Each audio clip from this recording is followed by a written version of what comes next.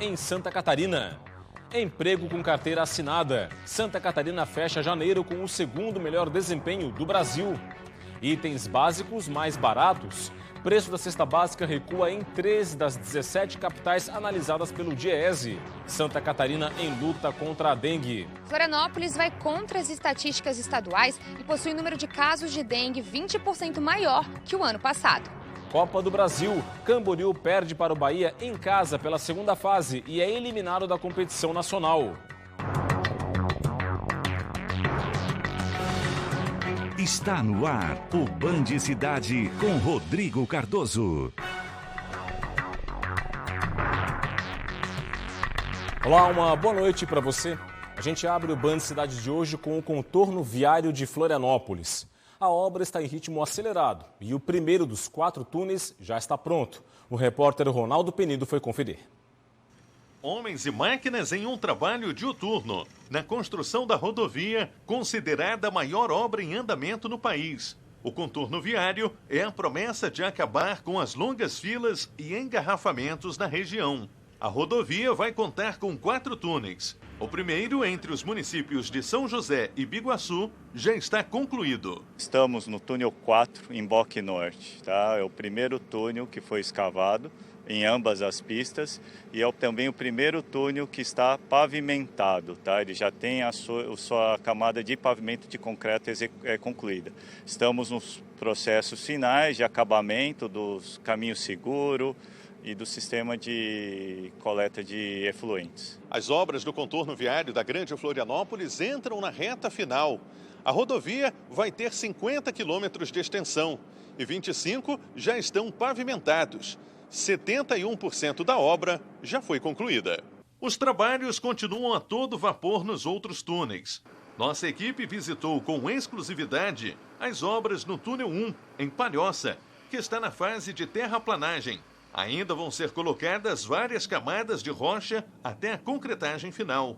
As canaletas estão sendo concretadas. As estruturas também contam com ligação para rota de fuga. A cada 250 metros, portas com sistema corta-fogo vão poder ser acionadas em situações de emergência. Em todos os 4 túneis do contorno de Florianópolis, a cada 250 metros, temos um túnel de ligação que interliga a pista norte e a pista sul, de forma que propicia ao usuário, em caso de alguma eventualidade, ele possa migrar de um ponto que tenha ocorrido algum incidente, algum risco, e ele possa atravessar para o outro lado, para outra pista, indo para um ambiente mais seguro. A previsão para a entrega das obras do contorno viário é dezembro deste ano, a um custo final de 3 bilhões e 900 milhões de reais. E deve ser normalizado nas próximas horas o fornecimento de água para Palhoça, São José, Biguaçu e parte da capital, segundo a Casan. A companhia concluiu o reparo na adutora que foi rompida justamente durante as obras do contorno viário da Grande Florianópolis. O conserto foi concluído pelos técnicos da Casan na madrugada desta quinta-feira. A adutora de 1,20 m foi rompida na tarde desta quarta-feira, durante as obras do contorno viário da Grande Florianópolis. Uma escavadeira teria provocado o dano. A Casan estima o retorno gradual do fornecimento de água para as próximas horas e informou que vai registrar boletim de ocorrência contra a concessionária da rodovia. A nova carteira de identidade nacional já começou a ser confeccionada e entregue em todos os postos de atendimento aqui no estado de Santa Catarina. O novo documento, criado em 2022 pelo governo federal, tem o CPF como número único.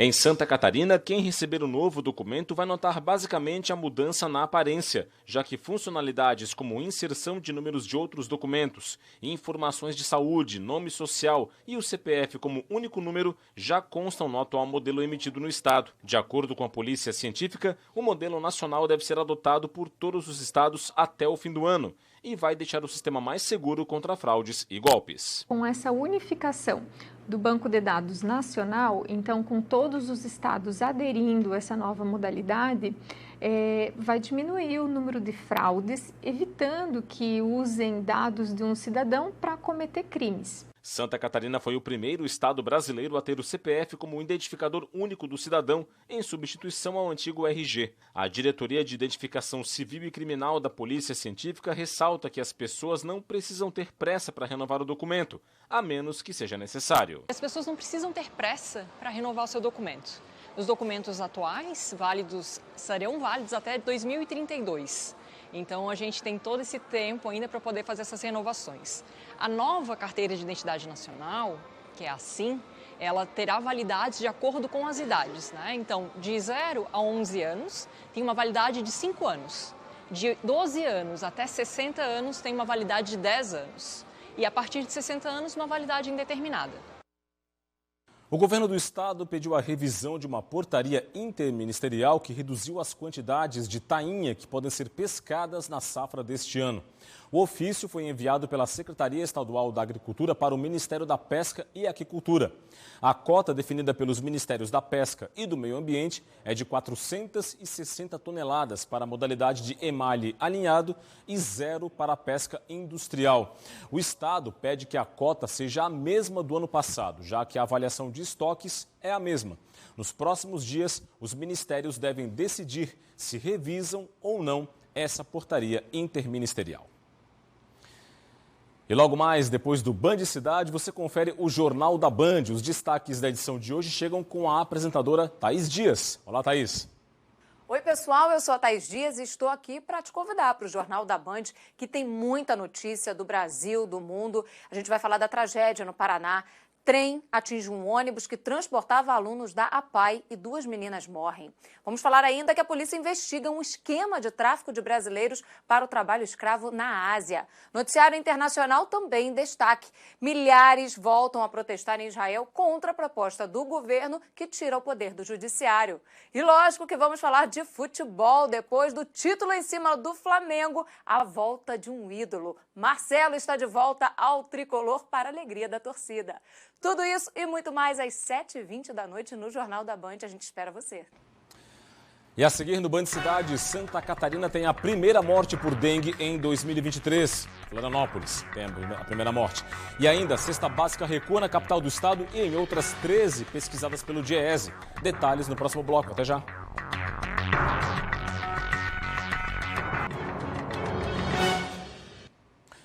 Estamos de volta com o Band Cidade, agora com informações ao vivo para você. O Ministério do Trabalho divulgou hoje os dados do emprego formal relativos a janeiro de 2023. As informações com o repórter Ronaldo Penido. Ronaldo, muito boa noite para você. Como é que foi o desempenho catarinense? Conta para gente. Boa noite, Rodrigo. Boa noite a todos. Foi o segundo melhor desempenho entre os estados brasileiros, atrás apenas de São Paulo. Os dados são do Cadastro Geral de Empregados e Desempregados do Ministério do Trabalho. A gente preparou uma informação, uma arte, para mostrar os dados. Pode colocar. Em janeiro, Santa Catarina registrou cerca de 133.900 admissões e 118.176 demissões. Um saldo positivo de 15.727 postos de trabalho com carteira assinada. Uma alta de 0,67 em relação a dezembro do ano passado.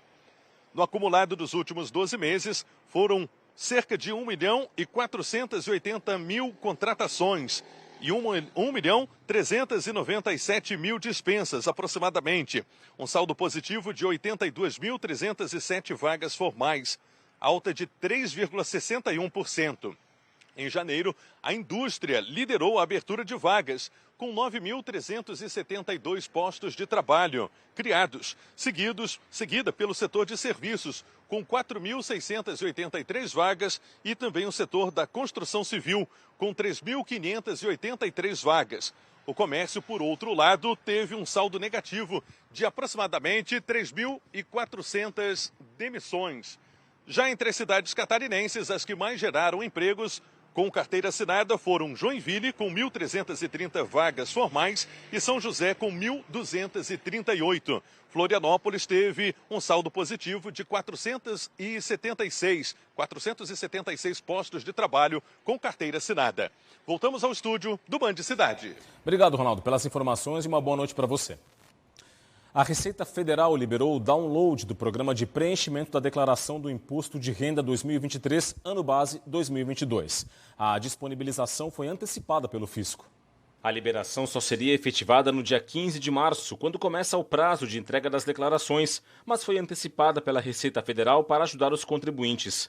Apesar da liberação, as funcionalidades de entrega e transmissão do documento, bem como as informações da declaração pré-preenchida, só vão estar disponíveis mesmo a partir do dia 15 de março. O prazo de entrega da declaração termina neste ano no dia 31 de maio. Devem declarar o imposto de renda contribuintes que, entre outros critérios, receberam rendimentos tributáveis superiores a R$ 28.559,70 em 2022. O download do programa deve ser feito no site da Receita, em gov.br/Receita Federal. Vamos falar da cesta básica agora. O valor da cesta recuou em fevereiro em 13 das 17 capitais pesquisadas todo mês pelo DIEESE. Aqui no telão do Band Cidade, os resultados, os principais, vamos a eles.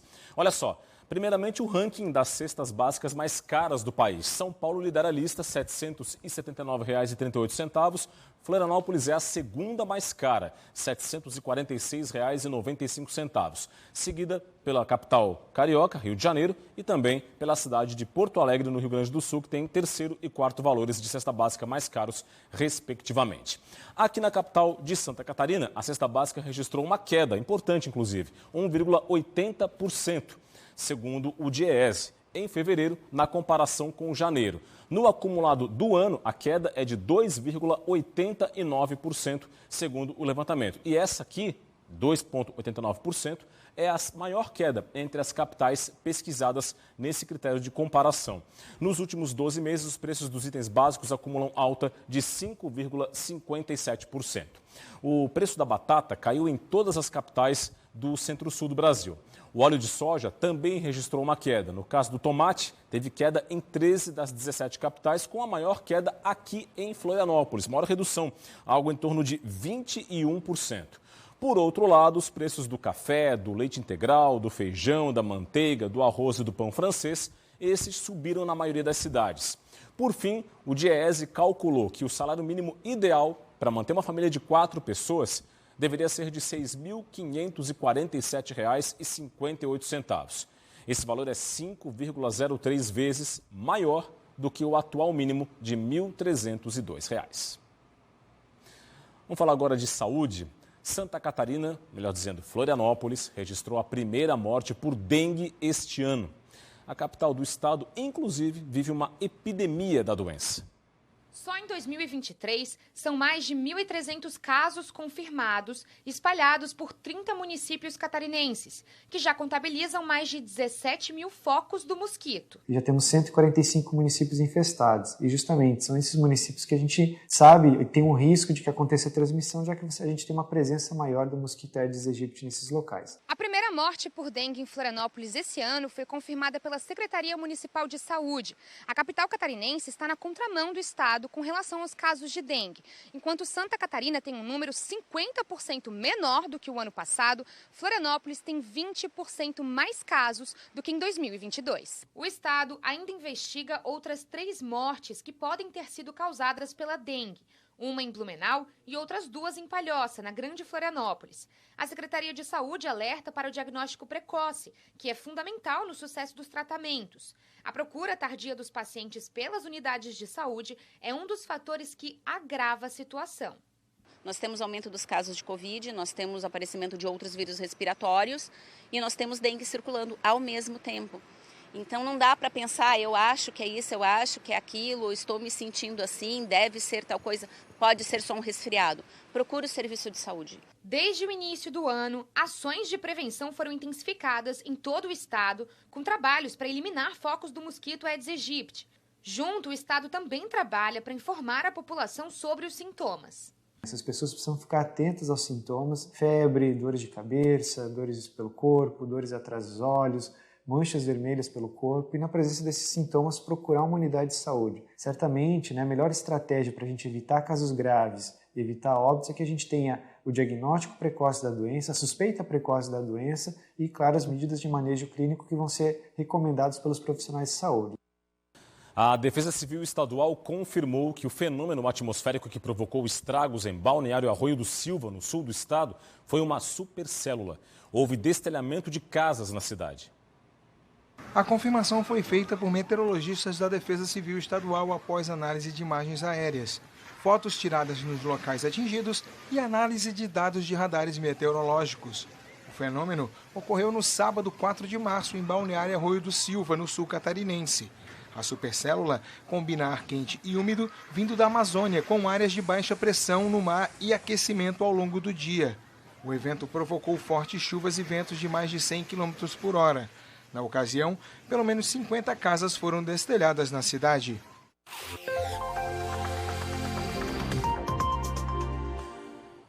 Uma área de alta pressão no litoral gaúcho favorece a circulação marítima em parte de Santa Catarina, o que significa que pode ter chuva amanhã. A sexta-feira vai ter predomínio de sol na maioria das regiões de Santa Catarina, com mais nuvens e condição de chuva ocasional na Grande Florianópolis e também na faixa norte do estado. À tarde, ocorrem pancadas de chuva com trovoadas no oeste, meio-oeste, Planalto Sul e Litoral Sul. As temperaturas vão estar elevadas em todo o estado. Na capital, mínima de 22 e máxima de 28 graus. Em Joinville, variação entre 23 e 28. Em Blumenau, mínima de 18 e máxima de 29 graus. Virando para a página 2, Criciúma, mínima de 20 e máxima de 30 graus. Em Lages, variação entre 15 e 26. E em Chapecó, os termômetros variam entre 17 e 30 graus. A seguir tem o aniversário de 172 anos de Joinville. E veja também as informações do esporte. Camboriú perde dentro de casa para o Bahia e é eliminado da Copa do Brasil. Os detalhes logo após o intervalo. A gente volta já já.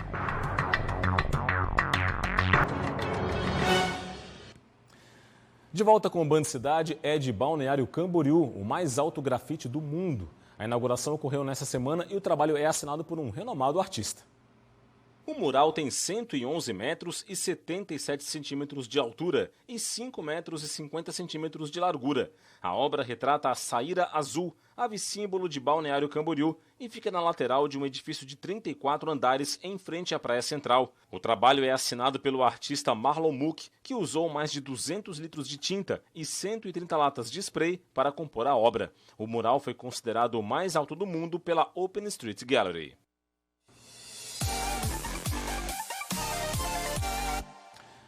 Copa do Brasil. O Camboriú está fora da competição. O time catarinense perdeu ontem em casa para o Bahia em jogo único, válido pela segunda fase. Era jogo decisivo. Copa do Brasil. O famoso quem errar menos e for efetivo leva. O Bahia tratou de marcar logo aos 10 jogados. E olha que foi um golaço. Biel, de fora da área, chutou forte e contou com a trave para a bola entrar. Sem chances para Beliato. A equipe catarinense foi para cima. O Bahia tentou com o Everaldo, mas mandou na trave. E dessa vez, Beliato segurou. No segundo tempo, a pressão cambura aumentou. Bruno Oliveira recebeu de Emerson, que acertou a trave. E Cicinho quase marcou contra. O Bahia tentou ampliar nos minutos finais com Patrick, mas Beliato salvou. O resultado final ficou o mesmo, com a vitória baiana por 1-0. E o Camboriú eliminado da Copa do Brasil pela primeira vez. Hora de conferir os destaques, o que é notícia no momento, no portal tvbv.com.br. Acesse, aponte a câmera do seu smartphone para o QR Code que está na sua tela e fique muito bem informado. Vamos aos destaques? Olha só, Festival Internacional de Cinema exibe sessões gratuitas em Joinville, vale a pena conferir. Tem também homenagem aos imigrantes que celebram o aniversário da cidade. Na economia, IBGE reduz em 1,3% a previsão de safra agrícola para 2023. Na política, mandante de homicídio, ex-prefeito de Xaxim é condenado a 49 anos de prisão.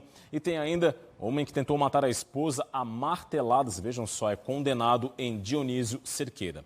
Tudo isso e muito mais você confere em tvbv.com.br.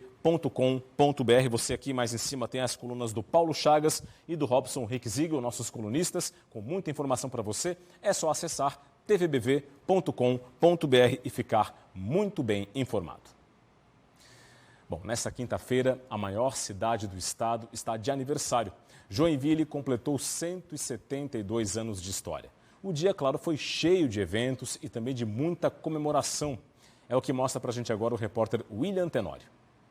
O dia foi de homenagens e festividades pelo aniversário de 172 anos de Joinville. Para marcar o início das comemorações, já pela manhã, autoridades e descendentes dos primeiros colonizadores participaram da homenagem aos imigrantes. A banda do 62º Batalhão de Infantaria de Joinville abrilhantou o evento com um concerto para o público que prestigiou a cerimônia. Nem mesmo a chuva afastou o grande público que esteve presente aqui na Avenida Beira-Rio.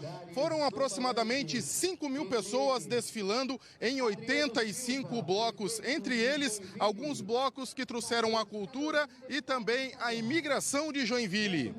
A parte mais esperada do público era o desfile da banda do 62º Batalhão de Infantaria, dos pelotões e veículos da Polícia Militar, Guarda Municipal e Corpo de Bombeiros Voluntários de Joinville.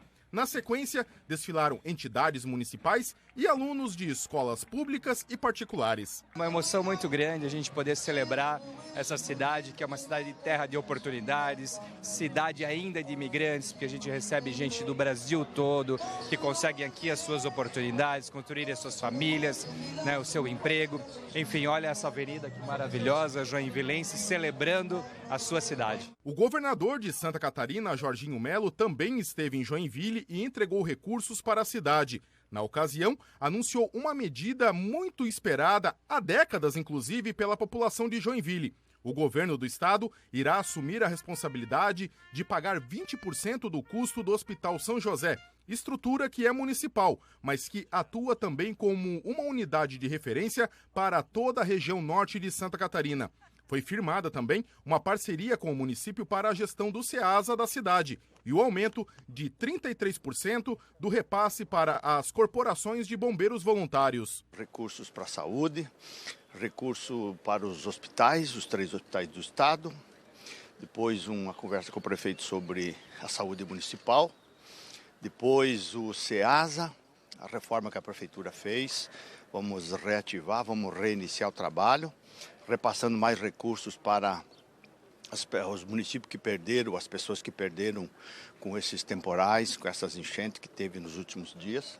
Enfim, então é um dia de comemoração pelo aniversário dessa cidade que é mais importante de Santa Catarina. Então nós estamos aqui para abraçar todos os joinvilenses, as autoridades, o prefeito, a vice-prefeito, os nossos vereadores, os nossos deputados que representam. É um dia de festa, um dia de muita alegria hoje. Você vê agora imagens ao vivo de Balneário Camboriú às 7h17, 7h17, imagens para você da praia central da cidade, que teve a faixa de areia recém-engordada. 26 graus é a temperatura de momento, não chove lá no litoral norte de Santa Catarina. E é isso, ficamos por aqui com o Band Cidade. As reportagens desta edição estão no nosso portal tvbv.com.br.